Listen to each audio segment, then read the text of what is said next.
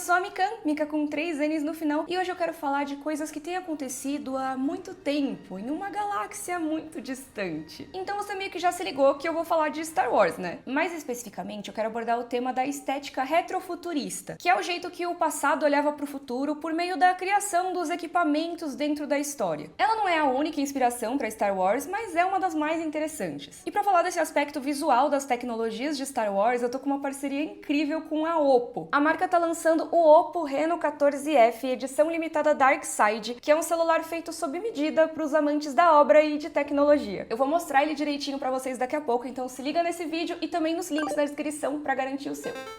Antes de falar da parte futurista do vídeo, que é o celular da Oppo, deixa eu introduzir melhor o tema do retrofuturismo. Eu já vou abrir um parênteses aqui que dentro de Star Wars a gente vê também bastante o conceito de futuro usado, talvez até mais do que retrofuturismo, mas meio que eles se conversam, um deriva do outro, então vamos do começo e depois eu falo mais. Pelo que eu pesquisei, originalmente o George Lucas chegou a ambientar esse universo que ele criou no século 33 aqui na nossa Via Láctea mesmo, ou seja, Star Wars quase se passou no nosso futuro, vamos dizer assim. Isso foi originalmente, claro, depois mudou. Mas apesar de ter se tornado outra ambientação, será que não é isso que acaba acontecendo mesmo assim? Não tô dizendo que é literalmente no nosso futuro, né? Mas é que apesar de a obra informar nos créditos iniciais que a história se passa há muito tempo em uma galáxia muito distante, o design de produção bebeu muito da fonte das nossas referências de futuro. A gente tem espaçonaves, sabres de luz, androides super inteligentes e toda uma organização social no espaço, por exemplo. E muitas dessas coisas são consideradas futuristas ou lembram algumas formas da gente pensar no futuro, mas também não é como se esse futuro mostrado nos filmes fosse algo tão moderno e futurista assim, né? Por exemplo, apesar do Luke conviver com robôs e máquinas que não existem dessa forma na nossa sociedade até hoje, ele usa roupas que parecem bastante datadas, né? Não parecem muito uma vestimenta que alguém usaria no futuro. Outra coisa que chama atenção em Star Wars é a quantidade de botões que a gente vê nos equipamentos e máquinas, a quantidade também de telas curvas que a gente vê, telas mais antiguinhas, vamos dizer assim. Elementos que no nosso universo o uso acabou indo para um caminho contrário. Conforme a tecnologia foi avançando, a gente priorizou cada vez mais as telas planas e menos botões físicos mesmo, muito mais as touchscreens. E é aí que entra o retrofuturismo, que está bem presente tanto na estética quanto na história, no universo mesmo de Star Wars. Se a gente for simplificar bastante, eu acho que dá para explicar assim. No geral, o retrofuturismo é uma vertente cultural que pega estilos retrô e une com tecnologias futuristas para criar uma tensão entre o passado e o futuro. Eu acho bem interessante esse conceito da tensão, porque ela tem que acontecer em algum lugar, né? E pelo menos em algum ponto no tempo. E qual seria esse tempo?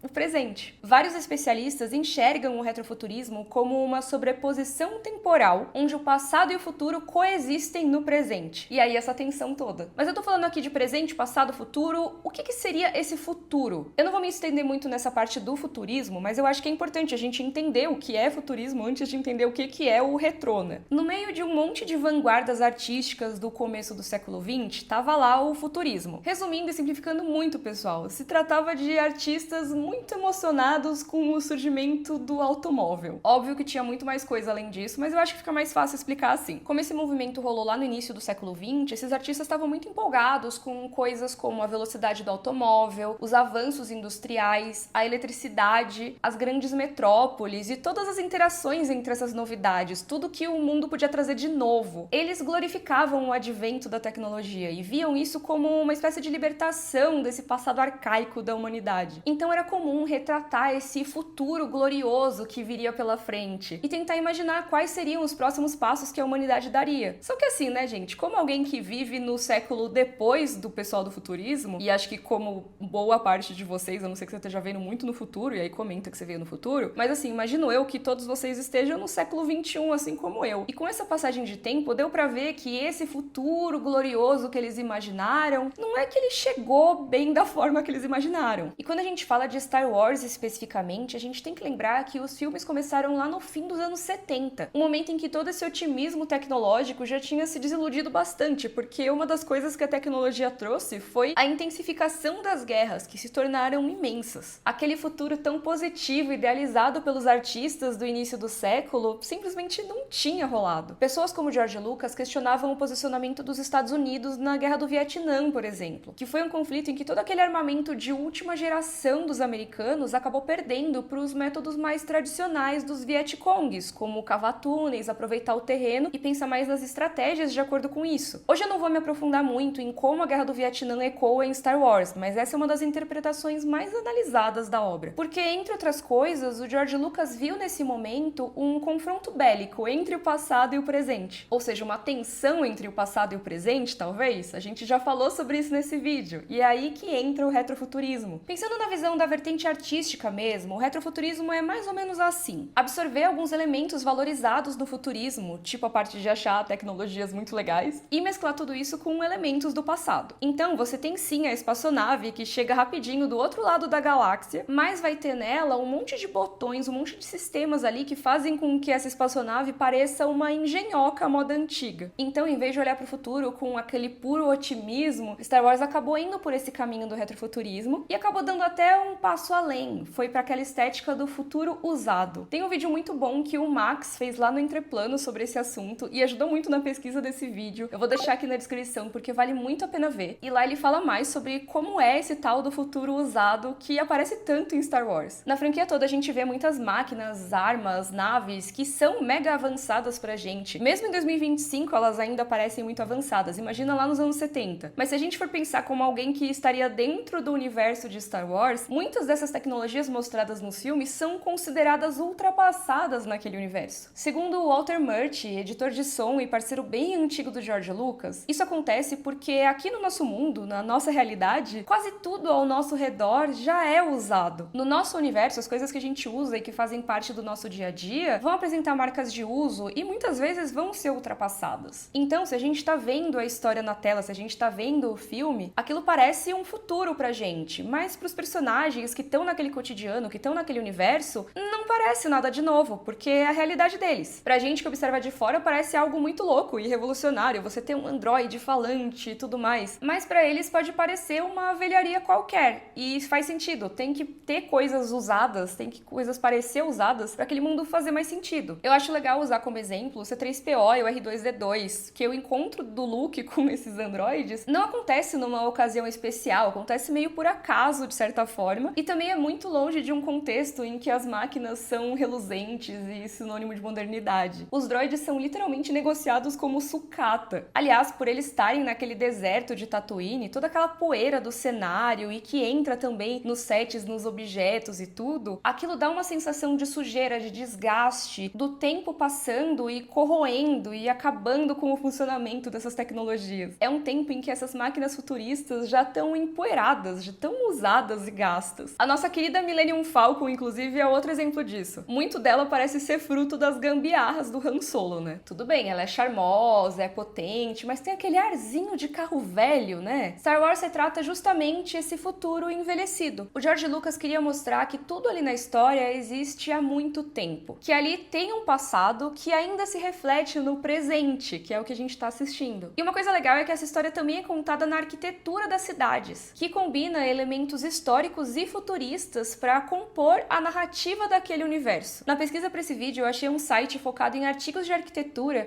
que fez uma análise de Star Wars da seguinte forma: o uso do retrofuturismo em Star Wars expande o papel da arquitetura como meio narrativo e influencia práticas de design e imaginação arquitetônica fora do universo fictício. Em termos de reciclagem de estética arquitetônica, elementos do passado e do futuro são frequentemente integrados para criar um futuro hibridizado, um amálgama de temas retrô, distópicos, modernistas e futuristas. Vamos seguir aqui a cronologia da história. No episódio 2, o Ataque dos Clones, a gente vê a República funcionando, mas correndo bastante risco. Aqui a gente tem a opulência de dois planetas, duas megalópolis planetárias, vamos dizer assim. Naboo, uma utopia funcional, e Coruscant, capital galáctica visualmente tão futurista quanto daria para imaginar uma cidade no futuro. Dá para dizer que esses lugares fictícios têm inspiração em algumas cidades reais do nosso mundo, como Nova York, Sevilha, Singapura, Kuala Lumpur, etc. A própria Coruscant tem o seu lado retrô, ela cedia o Templo Jedi, que é um lugar tão antigo quanto a própria existência dos Jedi. Contrastando com a parte externa do templo, lá dentro é um lugar de culto, estudo, contemplação. E entre as inspirações tem os templos maias do nosso mundo. Isso já rende um contraste bem forte entre o que é ancestral e todo o futurismo presente no restante de Coruscant. Bom, aí como a gente sabe, rola rola um golpe de estado e, seguindo a ordem cronológica, né, a partir ali do episódio 3, o Império toma conta da galáxia. Quando a gente chega na história da trilogia original, a gente tem a Tatooine desértica, desesperançosa, rígida, arenosa, empoeirada. Ali não tem tantos recursos naturais e a arquitetura tem essa vibe mais antiga e bem menos opulenta, bem menos luxuosa do que a gente via na Antiga República. Não só porque a gente saiu ali das capitais e cidades muito grandes e importantes, mas também para mostrar como é a realidade bruta daquele período. Não é à toa que é ali que vive o futuro rebelde. Então você tem os exemplos dessas cidades super luxuosas da Velha República e também Tatooine como contraponto a isso, mas tem um outro elemento bem importante nesse design de produção, na arquitetura e tudo mais. Porque, é claro, nos filmes a gente também vê as instalações do Império. A Estrela da Morte, por exemplo, já segue uma linha que a arquitetura chama mais de brutalismo. Aqui pro nosso vídeo, eu acho que dá pra gente enxergar como se fosse um outro futuro que a galáxia seguiu. Um futuro mais duro, mais rígido, que tá refletido na tecnologia usada para criar uma arquitetura nova para esse governo que dentro da história também é bem novo. E novo, eu digo não só de novidade, mas também porque as coisas ainda não estão desgastadas, sabe? Tudo é muito recente, recém-fabricado. E é aqui que acontece uma das magias de Star Wars pra mim, porque todo esse design de produção permite ao público mergulhar nessa percepção do contraste entre o envelhecimento das máquinas e as tecnologias e arquiteturas mais novas, igual a treta que rola entre passado e futuro no retrofuturismo. Por exemplo, a tecnologia principalmente usada pelos rebeldes é meio sucateada, tem algumas coisas tão usadas que parecem até que estão caindo aos pedaços às vezes, né? Com isso a gente pode perceber que eles estão improvisando, que eles não têm tantos recursos, mas que têm engenhosidade. Em contraponto, o maquinário do Império é bem mais novinho. Assim como boa parte das construções e instalações deles, quase todo o equipamento parece que acabou de ser feito e está em melhores condições. Ou seja, dentro do retrofuturismo de Star Wars, o contraste entre o futuro usado, o futuro com marcas de uso, e o futuro recém-fabricado é algo essencial na direção de arte e no design de produção, servindo como um elemento narrativo que conta visualmente como funcionam essas partes do universo. Mas aqui no nosso universo, a Oppo tá lançando um celular que é uma peça de colecionador de Star Wars. Espera que eu vou pegar ele aqui. Eu tô falando do Oppo Reno 14F, edição limitada Dark Side, focado nos fãs de Star Wars. Apesar de ser temático do lado sombrio, dá pra dizer que ele é um smartphone que atingiu o equilíbrio, porque ele é cheio de detalhes pensados em entregar exclusividade pros fãs, como a gente vai ver no unboxing daqui a pouco, mas isso sem deixar de lado a funcionalidade, porque ele também traz ótima bateria, recursos de inteligência artificial, principalmente para fotos noturnas, resistência à água e à poeira e uma interface super fluida. Ó, eu até vim aqui na mesa da minha sala para mostrar com mais detalhes esse unboxing para vocês. Esse aqui é um produto exclusivo da América Latina. Depois do México, só o Brasil teve acesso. E quando a gente abre aqui, olha só que lindeza! Além de ter aqui o Luke e o Darth Vader, a caixa é toda a temática da Estrela da Morte 2. E tem um detalhe que mostra muito o cuidado e o carinho com os fãs da série. Que aqui na frente tem o código exclusivo de colecionador, que comprova que essa é uma das 25.583 unidades disponíveis desse produto. Mas por que essa quantidade especificamente, né? Porque é uma referência à data de estreia de O Retorno de Jedi, que rolou em 25 de maio, ou seja, do mês 5 de 83. Aliás, quando você coloca o e-mail desse smartphone no site oficial, você desbloqueia uma ID personalizada do exército de Star Wars. Aqui mais de frente para vocês a caixa é como se fosse uma imersão do filme, né? A gente tem a luta final entre o Luke e o Darth Vader nessa placa temática e tirando ela tem o celular em si. Mas antes dele, deixa eu mostrar os outros itens que foram projetados com muito carinho para os fãs de Star Wars. Então vamos pular aqui rapidinho. Já voltamos. Ó, temos aqui já uma capinha aqui transparente para poder exibir o seu celular. E lembra que eu falei que a Oppo combinou fanservice com funcionalidade? Acho que um ótimo exemplo disso tá no ejetor de chip. Na maioria dos celulares, essa peça não passa de um alfinete ou algo do tipo, mas aqui ela praticamente se tornou um item de colecionador. Ela é do formato do capacete do Darth Vader, e aí na parte de trás você empurra para ejetar essa pecinha que faz o chip sair do celular. Eu não sei vocês, mas eu sempre perco essa pecinha dos celulares. Só que agora, sendo Darth Vader, eu vou guardar com mais atenção. Até porque dá até para ela virar pingente. O carregador também é temático com o rosto do nosso antagonista favorito. O meu carregador veio na cor vermelha, mas ele também tem na cor preta. E ele também tem um símbolo do Darth Vader, tanto aqui no cabo USB-C, quanto na tomada do carregador, que aliás é bem potente e super rápida, e tem um detalhe legal do carregamento que eu vou mostrar depois. Ah, isso aqui é uma coisa muito legal, pera.